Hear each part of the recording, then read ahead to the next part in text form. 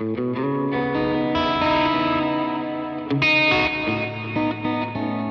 everybody, it's Lincoln Brewster here, and we are here at Fender to talk about my brand new signature model Fender Stratocaster. And so without further ado, let's dive in.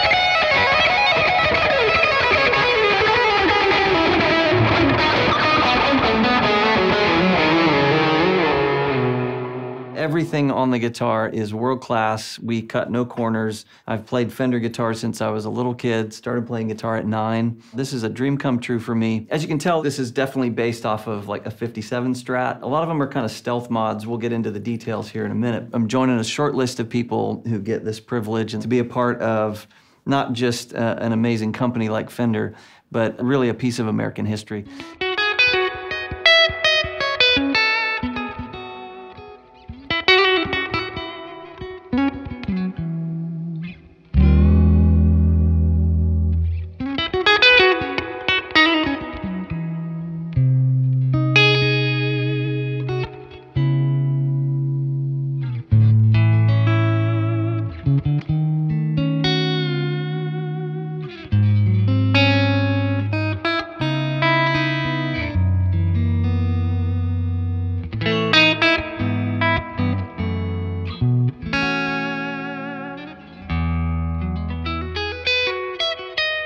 As far as the color goes, I bought a used Strat. I'd never seen one before, but it looked just like this. It was in that combination of Aztec gold, maple neck, parchment pickguard. I've kind of stuck with it, and then I guess just over the years kind of became known as the gold Strat guy. These pickups are DiMarzio virtual vintage pickups. So these are currently in the bridge is called an Area 61. It's not a hot pickup, but it's hotter than the middle and neck, which are Area 58s. It's a stacked volume pot. I just reached down with the tip of my finger live. This adds 10 dB of completely flat boost. There's no character to it. It uses a whole different section of the pot. When you turn it off, it is completely bypassed, as if the guitar doesn't even have the circuit in it. And then we changed the usage of the middle tone pot to an incredible mid boost. It's 10 dB of boost that you can get from it. The rear tone pot is wired directly to the bridge pickup. And so if you just roll this back to 6 or 7 and kick this in with 7 or 8 on the mid boost, it's a humbucker. It sounds just absolutely rock and roll.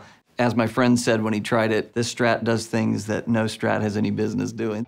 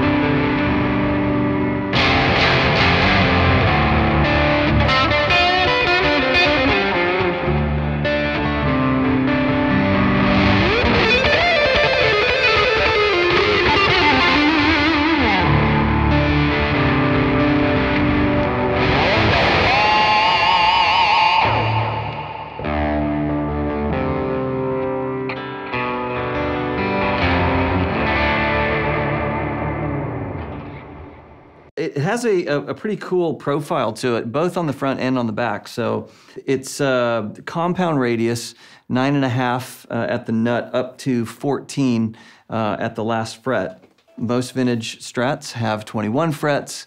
I snuck an extra one in there because I like 22 frets. The back of the neck is a soft V, very, very comfortable in the hands. Having the 9.5-inch radius on the fretboard and that soft V, you get a little chunkiness for chording, just feels a little more stable to me. And then as you get up to the top, it flattens out. You can bend for days without it fretting out, which is nice. One thing, again, you don't notice from looking at the guitar head on is that guy. So that lets you, this neck heel lets you get up just a little bit higher, a little easier without that digging into your palm. Locking vintage style tuning pegs. So again, you look at these, they don't look locking, but they do lock. Helps it stays in tune much better. One of my favorite things about the neck, there is a truss rod adjustment up here in the top, just right there where that piece of rosewood is. The truss rod is the most under-celebrated thing on a guitar. It really, you can do so much with a small adjustment. It has a vintage style trim arm, same diameter, has the plastic tip on it. If you look on the back side here, there's even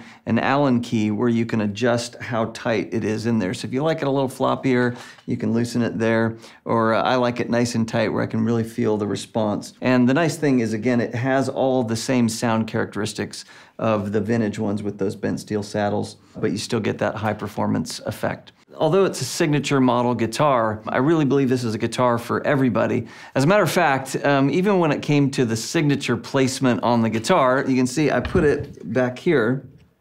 And the specific reason I did that was so that you could actually swap the neck plate if you wanted to, really to make it feel like it's more your own. Because really, if it's your guitar, my signature shouldn't be on it, it should be yours. I think every guitar player ends up forming a unique connection with whatever their guitar is. I hope just like this guitar has become part of my story, it'll become part of somebody else's story as well.